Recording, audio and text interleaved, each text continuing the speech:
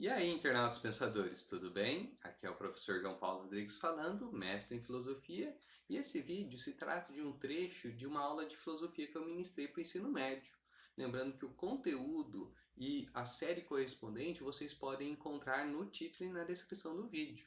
Também trata-se de um áudio mais simples, mais direto e mais didático para aqueles que querem estudar para o vestibular e para o Enem. Desde já agradeço e, por favor, curtam o vídeo. O tema da nossa aula de filosofia de hoje será aí sobre o conceito de anarquismo epistemológico segundo o filósofo Feyerabend. Inicialmente, o filósofo Feyerabend ele foi aluno do Popper, né, mas depois ele se afastou do modelo de ciência racional que foi desenvolvido pelo seu professor Popper, né, que nós já abordamos aqui anteriormente. E depois o Feyerabend ele foi amigo do filósofo Thomas Kuhn, né, que nós abordamos na última aula. Esse que apresentava a ideia de que o progresso científico, né, o Thomas Kuhn, ele falava que o progresso científico ele move-se através de mudanças de paradigmas, em que os antigos paradigmas seriam substituídos por novos sistemas, novos paradigmas científicos.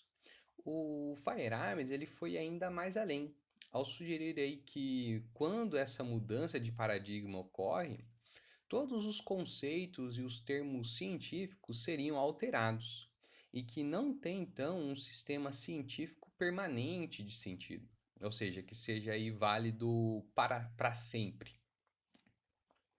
Com isso, o filósofo da ciência, o Feyerabend, colocou em questão a própria racionalidade científica desenvolvida lá pelos positivistas, ao acreditar que as metodologias normativas elas não seriam instrumentos adequados de investigação, defendendo então o pluralismo metodológico e denominando-se então como um anarquista epistemológico. Isso aí fica evidente, né, na sua obra mais famosa, né, que tem o nome então, né, chamado Contra o Método. Por epistemologia, nós podemos dizer que seria o ramo da filosofia que trata sobre as teorias do conhecimento, ou seja, trata sobre o conceito conhecimento e o conceito, claro, verdade. E sobre a anarquia, nós poderíamos dizer que, nesse contexto, significa que todas as metodologias utilizadas nas ciências estão limitadas no seu alcance. E por isso é que não existiria algo como método científico, mas sim métodos científicos, de forma plural, pois a ciência é uma atividade metodologicamente anárquica e seria apenas um dos modos de se tentar compreender a realidade.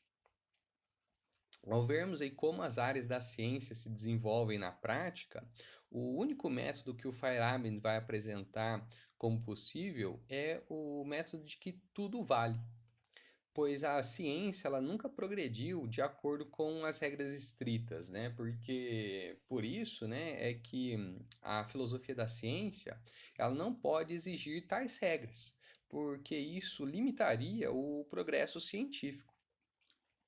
Ou seja, aí por uma questão mais democrática, o Feyerabend ele apresenta a ideia de que, do mesmo modo que existe uma pluralidade de ideias e de formas de vida, a ciência ela não deve se submeter, né, à imposição de um único método, pois aí, segundo o filósofo Feyerabend, o único princípio que não inibe o progresso científico é que tudo vale. É por isso que o cientista ele poderia fazer o que mais fosse lhe agradar, porque não existiria nenhuma norma de pesquisa que já não tivesse sido violada. O cientista ele deve inclusive, né, tentar persuadir e convencer a comunidade científica, se utilizando aí de certos recursos retóricos através, por exemplo, da propaganda.